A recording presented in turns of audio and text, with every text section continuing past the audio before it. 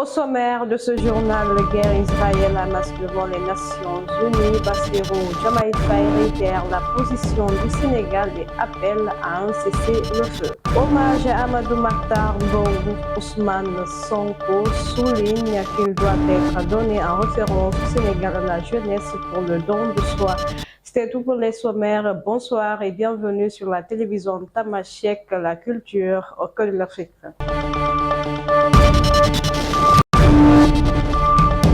Comme je vous disais dans les titres, lors de sa prise de parole à la 79e session des Nations Unies, Bassirou Diomaye Faye exprime à nouveau la préoccupation du Sénégal face à la situation qui perdure en Palestine. Durant son discours, il rappelle que dans ce conflit, des générations entières ont grandi sous l'ombre de l'oppression, privée de leurs droits fondamentaux à un État variable.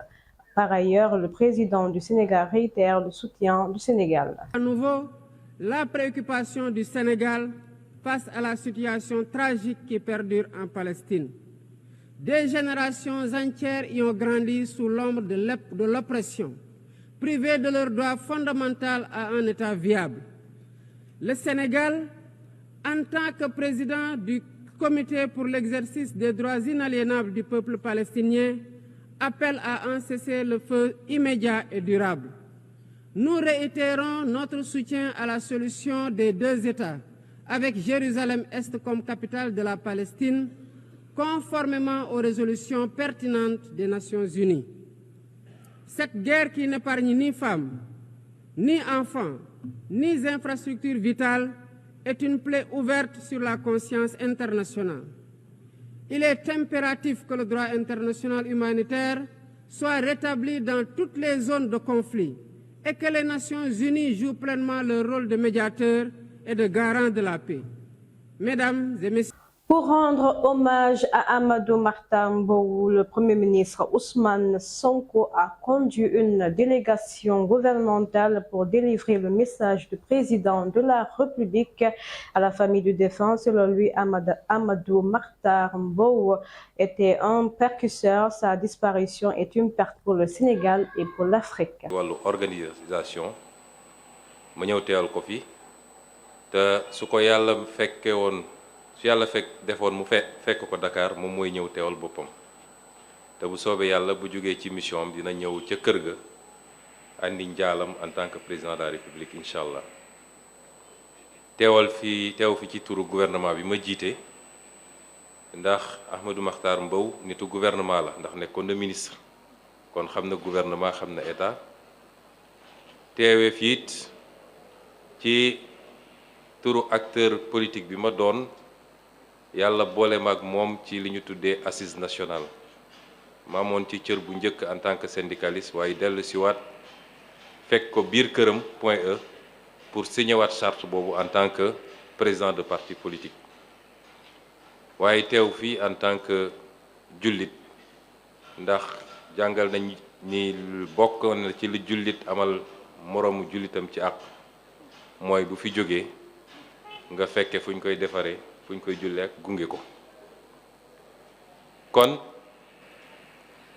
wax ji du gudd ndax jaru ko témoignage yi fi jot a jàll wane na dimension wu Ahmadou Mahtar Mbow wane na dimension wu étatique am ndax koo xam ne nekk nga député nekk nga ministre kenn waxatu la luy état te servir nga sa réew waaye témoignage yi wane na dimension scientifique am ak intellectuelle am wane na it dimension panafricaine am même su dee waxuñu ko ci témoignage yi ndax bokk na ci membre fondateur yi taxawaloon la Fédération des étudiants africains. C'est sur le thème élections et droits de l'homme, rôle des institutions nationales des droits de l'homme et organisations de la société civile s'est exprimée hier la présidente du comité sénégalais des droits de l'homme à l'occasion de la conférence publique.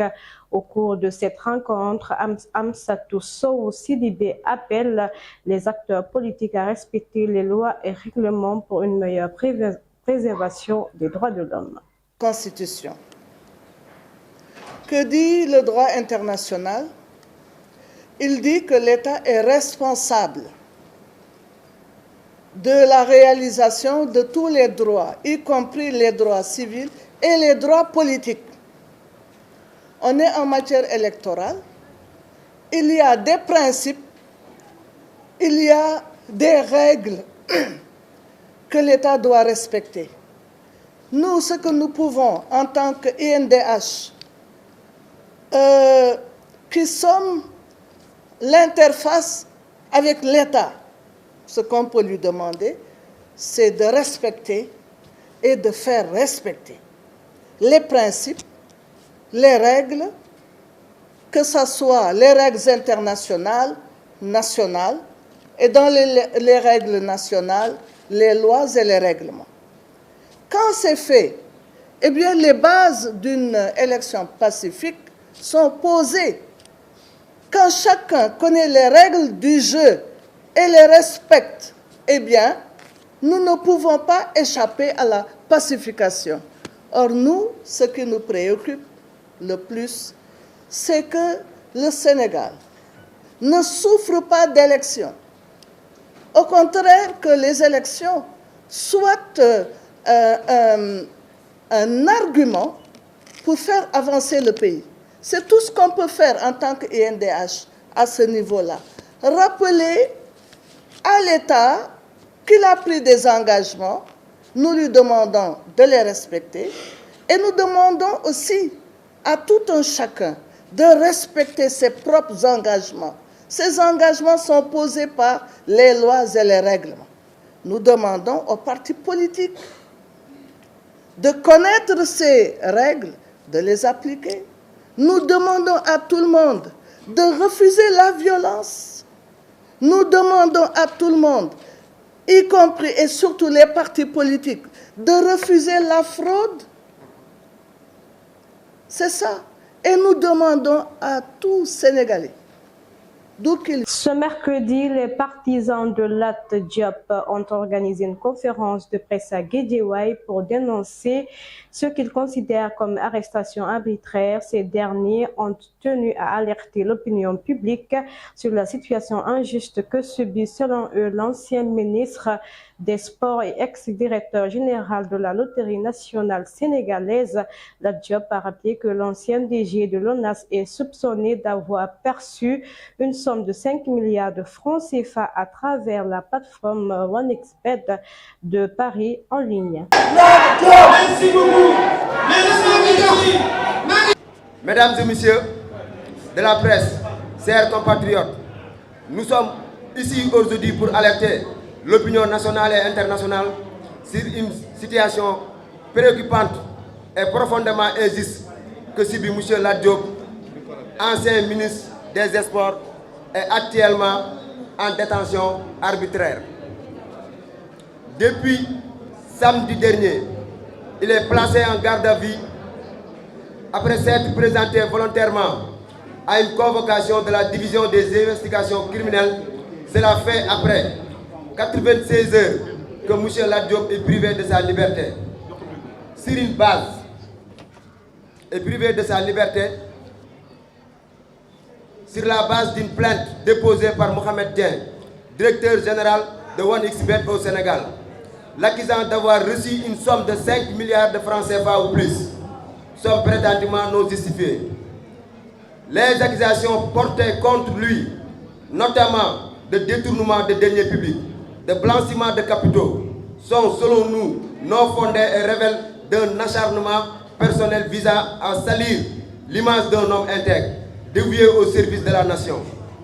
Il est crucial de rappeler qu'en 2022, l'actuel Premier ministre, M. Ousmane Sonko, avait publiquement déclaré son intention de faire incarcérer M. Lat Diop dès son arrivée au pouvoir en 2024. Cette vidéo circule encore aujourd'hui comme un témoignage accablant de cette vendette politique. Nous constatons que cette arrestation intervient dans un contexte de préparation des élections législatives. Il est clair que certaines figures politiques qui suscitent la peur de l'impact de leur popularité sont... Parlons politique à présent en perspective des élections législatives du 17 novembre prochain.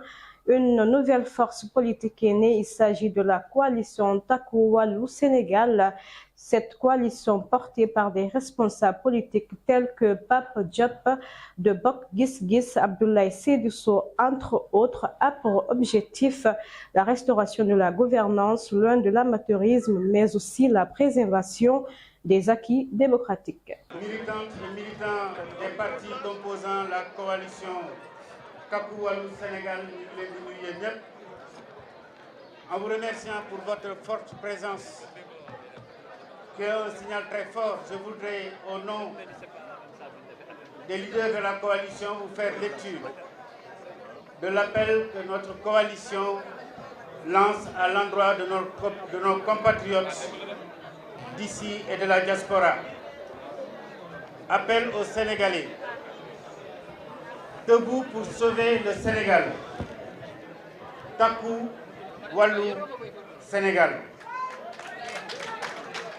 Le 24 mars 2024, notre pays, dans un élan d'apaisement, a vécu un changement de régime politique porté par de nouvelles espérances. Cependant, en l'espace de 6 mois seulement, cet espoir se transforme en déception pour de très nombreux Sénégalais. Le constat implacable des faits révèle un mode de gouvernance fait d'amateurisme et de surenchère, de confusion et de bravade, de légèreté et de méprise quant aux urgences et impératifs de l'heure. En 6 mois seulement, avec un climat des affaires délétère, l'économie sénégalaise enregistre un net recul au vu des données officielles, nationales comme internationales.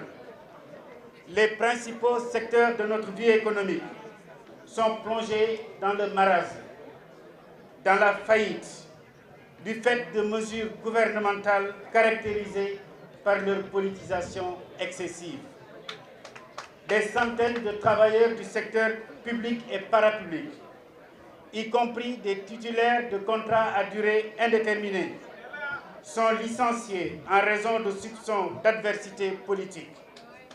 Les jeunes marchands ambulants et transporteurs de moto Jakarta voient leurs... Volet éducation, les enseignants stagiaires de la faculté des sciences et technologies de l'éducation et de la formation ont tenu un point de presse lundi dernier à Dakar pour dénoncer le non-paiement de leurs bourses réunies sur le campus de la FASTEF. Ils ont exprimé leur frustration face à ce qu'ils considèrent comme une discrimination dans le traitement des enseignants stagiaires malgré les dispositions légales en vigueur. Nous sommes réunis ce matin à la FASTEF pour fustiger avec la dernière énergie une certaine discrimination dont nous sommes victimes dans le traitement des enseignants et stagiaires durant notre formation à la FASTEF qui a démarré depuis le mois de novembre 2023 passé.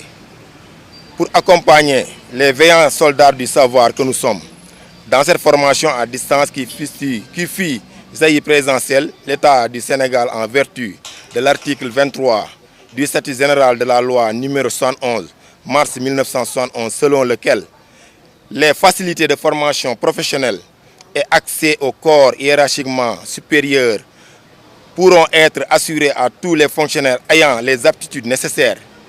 Aussi, l'article 61 prévoit que les fonctionnaires désignés pour suivre des stages de formation professionnelle dans ces conditions bénéficieront pendant toute la durée de leur stage de la rémunération d'activités correspondant à leur grade. Il est également à noter qu'une allocation de stage peut, en vertu des dispositions de l'article 72 du décret numéro 82-518 du 23 juillet 1982, être allouée aux fonctionnaires en vue de bénéficier d'une formation leur permettant d'accès aux hiérarchies supérieures en vue d'un perfectionnement destiné et leur permettre d'assurer dans les meilleures conditions des fonctions qui leur sont dévolues et auxquelles ils ont normalement vocation, les fonctionnaires du corps auxquels ils appartiennent. En revanche, la direction des bourses, en connivence avec la FASTEF, a procédé récemment au paiement des bourses à une infime minorité, 140 et quelques. Partons en Guinée ce mercredi à la direction centrale de la police judiciaire à Kaloum. 5 individus âgés entre 18 et 35 ans ont été présentés aux médias comme étant les assassins de El Hadj Mamadou Assimi Diallo, un opérateur économique tué le 30 août dernier à Kobaya. Il s'agit de Algassimou Diallo alias Assimi Diallo, Mamadou Ouriba alias Paulo, Boubacar Baldé alias Papa, Sekoulova et Babemba Diallo alias Central C. Au Mali, lors du Conseil des ministres de ce mercredi présidé par le colonel Assimi Goïta, le gouvernement de la transition a pris un certain nombre de décisions importantes. Parmi celles-ci, le note de la dissolution des 3 conseils communaux du commune rurale de Konsiga, région de Kayes, de Koula, de Baguineda-Town et de Kabila, région de Kolikoro. Actualité internationale pour finir, la Chine et la Russie sont convenues d'élargir leur coopération en matière d'investissement et d'énergie en vue de promouvoir les relations bilatérales. Les 2 pays ont pris ces engagements à l'issue de la 11e réunion du comité de coopération sur les investissements Chine-Russe. C'est avec cet élément que nous fermons ce journal. Merci à tous de l'avoir suivi sur la télévision Tamashek, la culture au cœur de l'Afrique. Prenez soin de vous et bon suite de programme à notre compagnie.